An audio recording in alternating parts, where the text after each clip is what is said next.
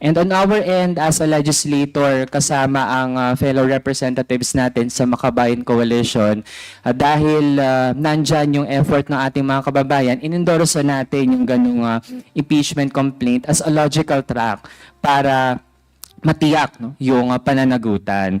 This of course comes along with continued discussion sa various committees dito sa Kamara on essential points related to the matter at sa usapin din ng legislation sa future budget deliberations natin to come up with our budget law o yung General Appropriations Act ay titindig pa rin tayo na dapat ay hindi na ulit maabuso ang pera ng bayan through the form of confidential and intelligence funds. And kasabay din nun, Mr. Chair, ay yung pagsulong din ng appropriate charges sa Vice-Presidente, sa mga opisyal ng OVP tsaka ng DepEd, and also ensuring further action from the Commission on Audit. Yun lamang, Mr. Chair. Maraming salamat.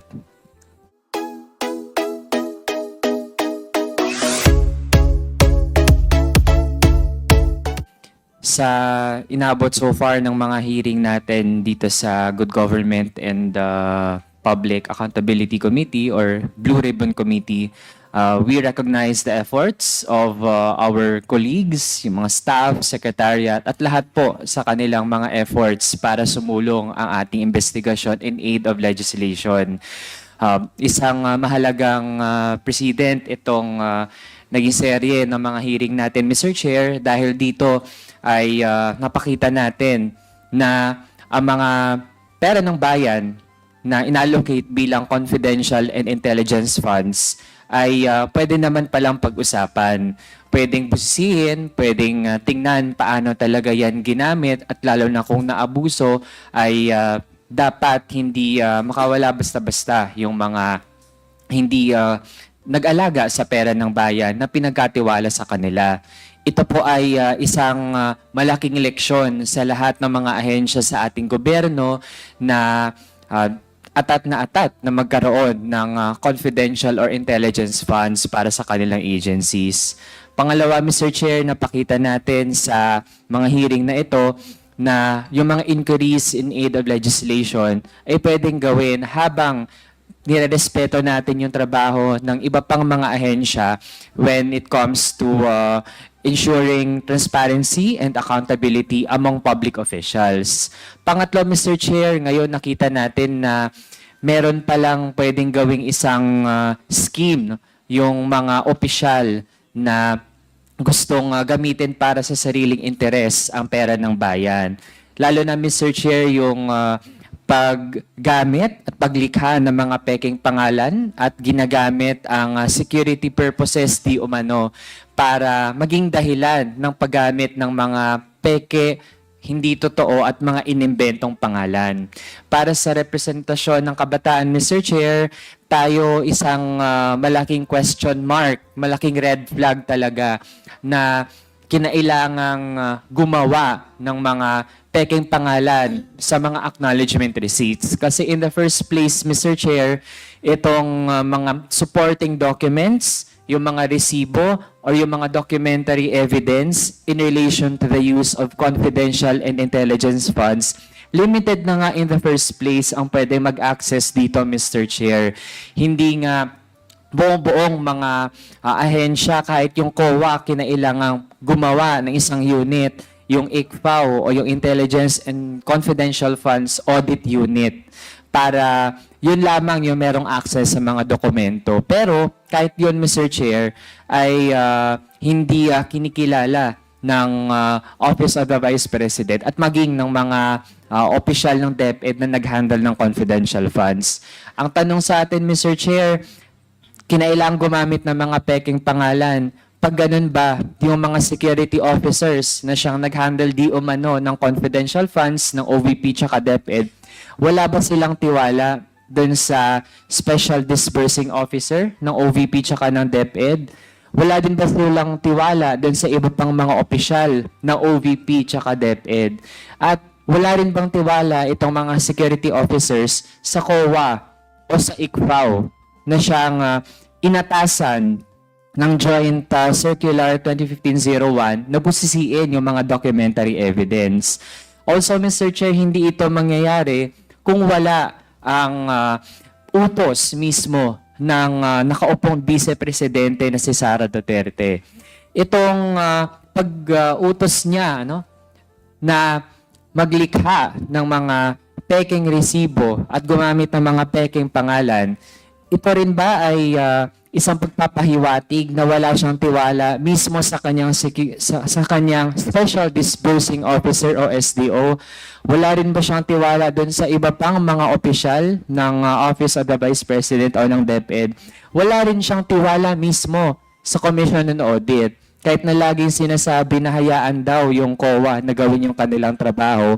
Pero the fact na magsusumite ng mga pag-agresibo sa COA, yun din actually, Mr. Chair, ay pag-disregard ng Vice-Presidente sa mandato ng COA.